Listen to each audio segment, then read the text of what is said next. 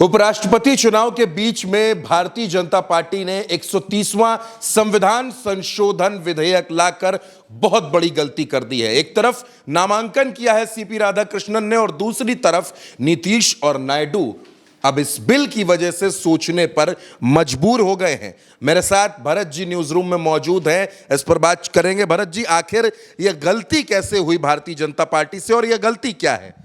चंद्रकांत जी, देखिए, जिस बात को मैं कल कह रहा था वही बात आज सच साबित होती हुई नजर आ रही है। कल मैंने इस बात को कहा था आपसे ही चर्चा के दौरान कि उपराष्ट्रपति के चुनाव में इंडिया गठबंधन ने प्रत्याशी देकर ट्रंप कार्ड चला है और उसका अगला हिस्सा आज संसद के भीतर 130वां संविधान संशोधन बिल जैसे ही भारतीय जनता पार्टी ने पेश किया और कहा कि इस बिल के भीतर यह बात है कि कोई भी मुख्यमंत्री या मंत्री 30 दिन तक अगर जेल में रहता है, जिस आरोप में उसको कभी भविष्य में 5 साल की सजा हो सकती है। दोषी ठहराया नहीं गया है, सिर्फ आए बताए कि चलो चंद्रकांत जी जेल, तो तुमको जो है फलाने ने आरोप लगाया है, तुमको चलो जेल में रहो। 30 दिन तक जेल में तुमको रख लिया और 30 दिन के बाद आपकी गद्दी गई, खत्म काम। ठीक, तो ये संविधान संशोधन 130वां संविधान संशोधन बिल जो लेकर आ रहे हैं, इसमें बहुत बड़ा खेल हो गया है। और आज कांग्रेस ने अपने मुंह से इस बात को संसद के भीतर कह दिया, जो बात नीतीश कुमार नहीं कह पाए, जो बात नायडू नहीं कह पाए, वो बात कांग्रेस ने कह दिया। और कांग्रेस के केसी वेणुगोपाल ने इस बात को कहा, मैं आपको सुनाता हूं। This bill is to target the opposition ruling government. This bill is to threaten the people like Nitish Kumar and Chandrababu Naidu. This bill is to blackmail the party. Get out of. कह रहे हैं कि ये bill विपक्ष की सरकारों के खिलाफ लाया गया है, विपक्ष की सरकारों को धमकाने के लिए लाया गया है। ये बिल नीतीश कुमार और चंद्रबाबू नायडू जैसे लोगों को ब्लैकमेल करने के लिए लाया गया है कि चंद्रबाबू नायडू और नीतीश कुमार दोनों एक लाइन पर रहें, पटरी पर चलें, नरेंद्र मोदी सरकार से समर्थन वापस लेने की कोशिश ना करें। इसलिए यह बिल ऐसा धमकी लेकर के आया गया है। कल हम इस बात पर चर्चा कर रहे थे चंद्रकांत जी, बेहद अहम, बेहद महत्वपूर्ण बात है, ये छोटी मोटी बात नहीं है दर्शकों। कल हम लोग इस बात पर ही चर्चा कर रहे थे कि नीतीश कुमार और चंद्रबाबू नायडू के सामने एक ऑप्शन इंडिया गठबंधन ने रख दिया है कि अगर आप एनडीए से नाराज हैं, भीतर भीतर तुन्ना मुन्नी चल रही है, कुछ खुनमुन चल रही है, तो यहां तो वोट जब डाले जाएंगे तो कोई देखेगा तो है नहीं, तो आप इंडिया वाले को भी वोट डाल सकते हो, कोई दिक्कत की बात नहीं है। नीतीश और नायडू भीतर वाली खुन्नस चुपचाप निकाल सकते हैं। लेकिन उपराष्ट्रपति चुनाव से ठीक पहले भारतीय जनता पार्टी सुबह नामांकन करती है उपराष्ट्रपति पद के लिए अपने प्रत्याशी का, और नामांकन के बाद सीपी राधाकृष्णन नामांकन करते हैं और नामांकन के ठीक बाद संसद में वक्त रखा जाता है, 2:30 से 3 बजे तक का वक्त रखा जाता है और उसमें व्हिप जारी किया जाता है कि सभी सांसद फौरन तत्काल संसद पहुंचे। और वहां पर अमित शाह एक बिल लेकर आते हैं और उस बिल में यह होता है कि कोई भी मंत्री, कोई, ध्यान से सुनिए, कोई भी मंत्री, कोई भी मुख्यमंत्री, कोई भी प्रधानमंत्री अगर 30 दिन तक जेल में रहता है तो 31वें दिन उसकी गद्दी, कुर्सी स्वतः समाप्त हो जाएगी, चली जाएगी, छिन जाएगी, यानी मुख्यमंत्री का पद खत्म हो जाएगा, मंत्री का पद खत्म हो जाएगा। दूसरा, अगर इन 30 दिनों के भीतर प्रधानमंत्री राष्ट्रपति से सिफारिश कर देते हैं, उनको ये कहते हैं कि भैया हटाओ इनको, ये तो जेल में है, तो राष्ट्रपति हटा भी सकते हैं, ये भी है इसके भीतर। तो अब केसी वेणुगोपाल इस बात को, कांग्रेस इस बात को संसद में कह रही है कि ये बिल नीतीश कुमार और नायडू को धमकाने के लिए लेकर के आया गया है। क्योंकि चंद्रकांत जी, अगर इस बिल को तुरंत तत्काल पास कराने की मंशा होती तो अध्यादेश लेकर आया जा सकता था कि भाई हम अध्यादेश लेकर आए हैं, बिल लागू नहीं किया।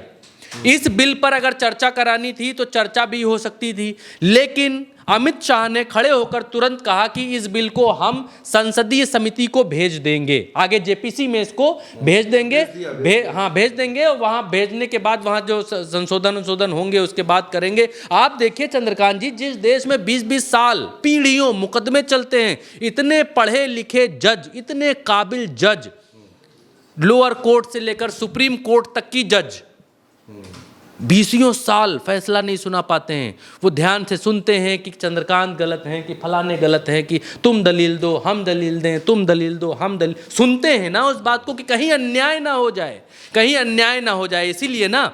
और भारतीय जनता पार्टी ये बिल लेकर आ रही है कि कोई 5 साल तक की सजा वाले किसी भी आरोप में अगर जेल गया, 30 दिन रह गया, 31वें दिन उसकी सदस्यता खत्म। तो ये तो तानाशाही, ये तो फुल फ्लैश तानाशाही की शुरुआत है। पावर किसके पास है, सत्ता किसके पास है, किस तरफ के लोग जेल जा रहे हैं चंद्रकांत जी? विपक्ष की तरफ के ही लोग जेल जा रहे हैं। हमने देखा कि जेल गए केजरीवाल मुख्यमंत्री, हमने देखा जेल गए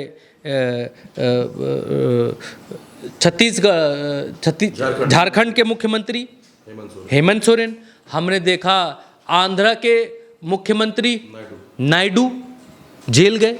नायडू तो जेल गए, 53 दिन जेल में रहे, जेल में रहने के बाद बाहर निकले, भारतीय जनता पार्टी से गठबंधन कर लिया। अब उतने से वो डराने धमकाने से काम नहीं चल रहा है, अब सिर्फ सीधे कुर्सी खींचनी है कि भाई 30 दिन तक आप रहे जेल में। तो 30 दिन तक इस देश में जेल में रखना, जिसके पास सत्ता है, जिसके पास ताकत है, जिसके पास सब कुछ है, कौन सी बड़ी बात है? कोई बड़ी बात नहीं है। ये बिल खुलकर कांग्रेस ने नीतीश और नायडू को बता दिया कि आप रहो, भारतीय जनता पार्टी के साथ रहो, एनडीए में रहो, कहीं भी रहो, लेकिन आपको दबाने के लिए, डराने के लिए, धमकाने के लिए ये बिल लेकर के आया गया है। फिर से आप सुनिए, अंग्रेजी में है। This bill is to target the opposition ruling government. This bill is to threaten the people like Nitish Kumar and Chandrababu Naidu. This bill is to blackmail the party.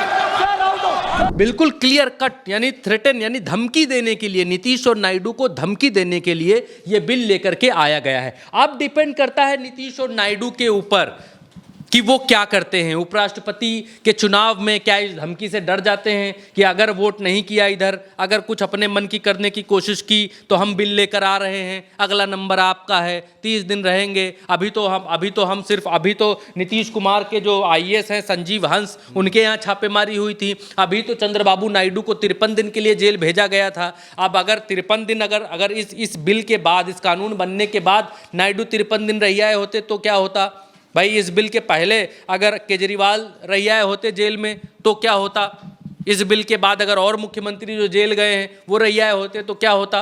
क्योंकि सिर्फ 30 दिन की ही बात नहीं है, इसमें कहा जा रहा है, एक क्लॉज ये भी बनाया है कि इसके दरमियान अगर प्रधानमंत्री सिफारिश करते हैं राष्ट्रपति से कि इनको हटाया जाए, ये ठीक व्यक्ति नहीं है, तो राष्ट्रपति हटा भी सकते हैं। ये भी प्रावधान इस बिल के भीतर है, ये कहा जा रहा है। तो ये बिल के अंदर जो तमाम प्रावधान है, दरअसल वो नीतीश और नायडू पर दबाव बनाने की कोशिश है कि कहीं उपराष्ट्रपति के चुनाव में वो अपनी अंतरात्मा की आवाज ना सुन सके। इस वजह से ये बिल लाया गया, जो केसी वेणुगोपाल ने सदन में खड़े होकर जो बात बोली है। तो दोस्तों, ये बड़ा हंगामा था जो लोकसभा में रहा। फिलहाल इस चर्चा में हमारे साथ इतना ही। आप उल्टा चश्मा यूसी के साथ बने रहिए। नमस्कार।